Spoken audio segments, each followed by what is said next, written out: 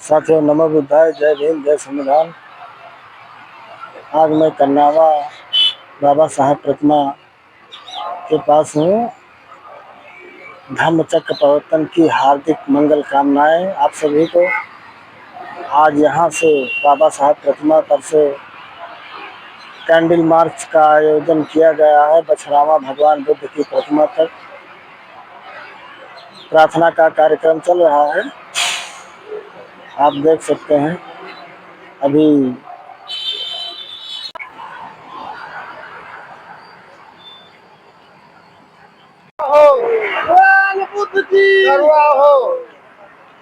बोले रहो। बाबा साहब, बाबा साहब, बाबा साहब।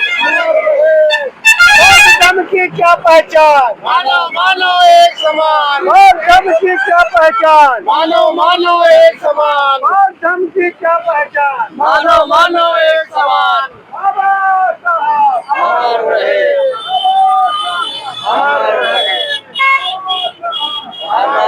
पुरुषों को नमन वंदन करता हूँ जिन्होंने बहुजन समाज के न्याय एवं अधिकारों के लिए लड़ाइयाँ लड़ी और क्रांति की, तब ये स्थिति आई। आज आषाढ़ पूर्णिमा है, इसको गुरु पूर्णिमा के नाम से भी जाना जाता है। आज के दिन भगवान तथागत बुद्ध ने जो ज्ञान प्राप्त किया था वैशाख पूर्णिमा के दिन, आज के दिन आषाढ़ पूर्णिमा को सारनाथ में 5 लोगों को वो ज्ञान बताया और उसके बाद इसलिए इसको धम्म चक्र प्रवर्तन कहते हैं।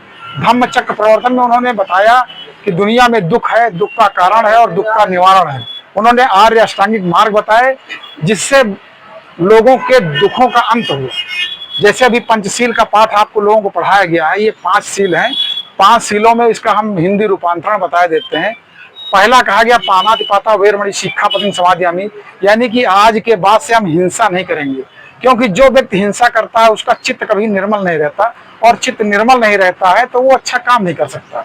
दूसरी बात भगवान बुद्ध ने बताई अदिन्ना दाना वेरमणि सिक्खापदं समादयामि, यानी हम चोरी नहीं करेंगे, किसी की कोई भी चीज बगैर उससे पूछे नहीं लेंगे, क्योंकि जो व्यक्ति चोरी की प्रवृत्ति जिसके अंदर आ जाती है उसका चित्त निर्मल नहीं रहता है, इसलिए वो अच्छा काम नहीं कर सकता। तीसरी चीज भगवान बुद्ध ने बताई कामेषु मिच्छाचारा वेरमणि सिक्खापदं समादयामि, यानी कि जो महिला बहनें हैं जिनके साथ जो रिश्ता है हम वही रिश्ता मानेंगे। बहन है तो बहन मानेंगे, माँ है तो माँ मानेंगे, चाची तो चाची मानेंगे और उसी के हिसाब से उसका सम्मान करेंगे।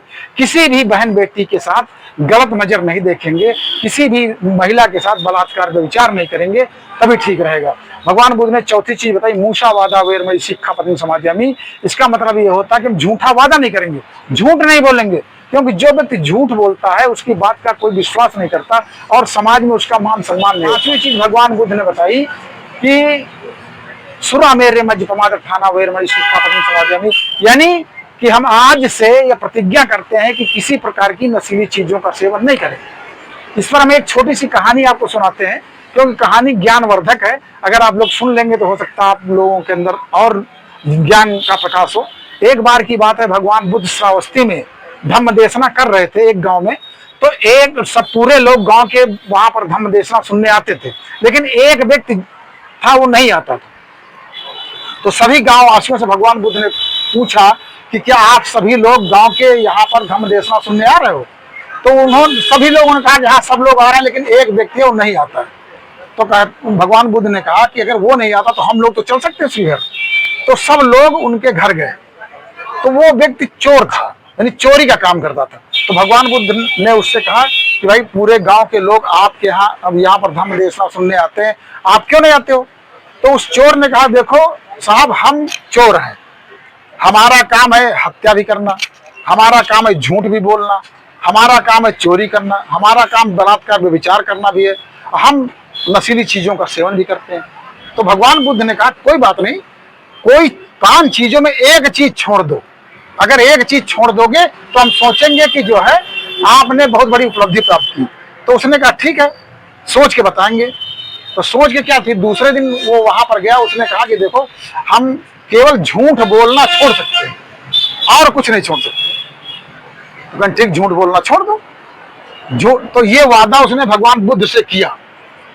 तो चोर चोरी करने निकला रात में और उधर से उसी राज्य का राजा भेष बदल करके जनता की समस्याओं को सुनने निकला। तो चोर चोरी करने जा रहा था, तो राजा और चोर की भेंट हो गई। तो उस राजा ने चोर से पूछा कि तुम कौन हो? चोर ने कहा लाओ झूठ बोल दें कि हम चोर नहीं है। लेकिन उसने कहा कि भगवान बुद्ध से मैंने वादा किया है, इसलिए हम झूठ नहीं बोलेंगे। उसने तुरंत कहा कि साहब हम चोर हैं। लेकिन कहाँ जा रहे हो? तो कहा हम चोरी करने जा रहे हैं। फिर कहा कि कहाँ चोरी करने जा रहे हो? तो फिर उसके अंदर एक बात आई कि लाओ झूठ बोल दे। लेकिन उसने कहा कि मैंने भगवान बुद्ध से जो है प्रतिज्ञा की, इसलिए हम झूठ नहीं बोलेंगे। तो उसने कहा कि साहब हम राजमहल में चोरी करने जा रहे हैं। कहीं ठीक, कहीं मुझको भी ले चलोगे? तो हाँ ले चलेंगे। तो वो राजा और चोर दोनों राजमहल के किनारे गए।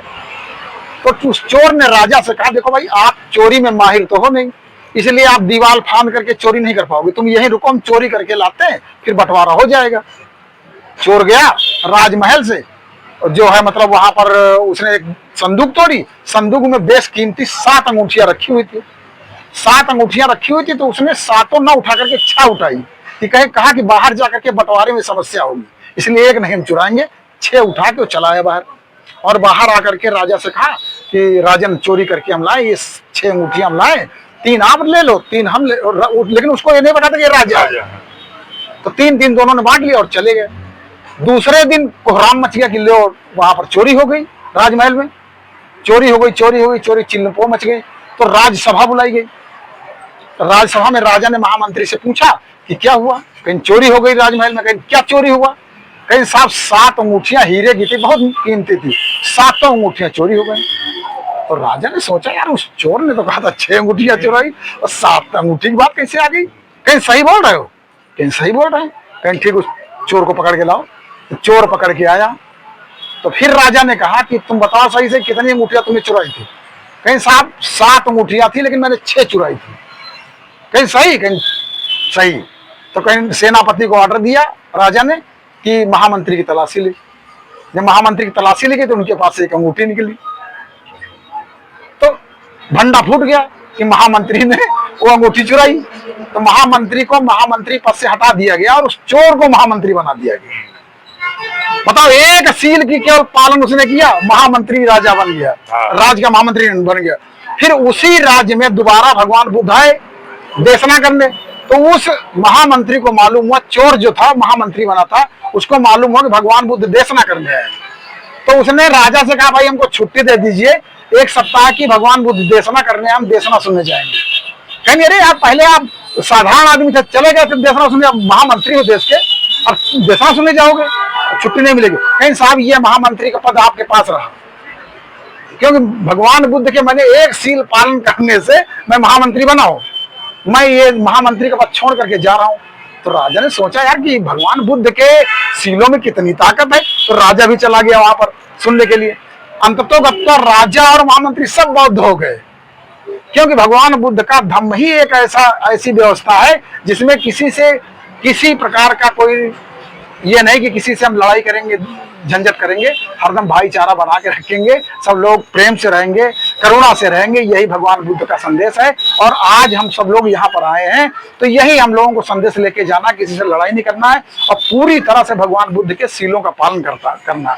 अगर आप 1 साल तक भगवान बुद्ध के सीलों का पालन करते हैं तो मैं कहता हूं इससे बेहतर जिंदगी जी लेंगे। आप लोग मनवादियों की चकाचौंध में मत जाइए, आप लोग भगवान बुद्ध के रास्ते पर चलिए निश्चित रूप से। क्योंकि देखो, कोई भी आदमी बीमार होता है तो किसी डॉक्टर के पास जाता है, अगर उस डॉक्टर की दवा उसको फायदा नहीं करती है तो दूसरा डॉक्टर करता है। तो मैं तो आप लोगों से इतना चाहता हूं कि 1 साल के लिए भगवान बुद्ध की बातें मान लीजिए, अगर ना फायदा करे भैया मत मानिए, कि नहीं।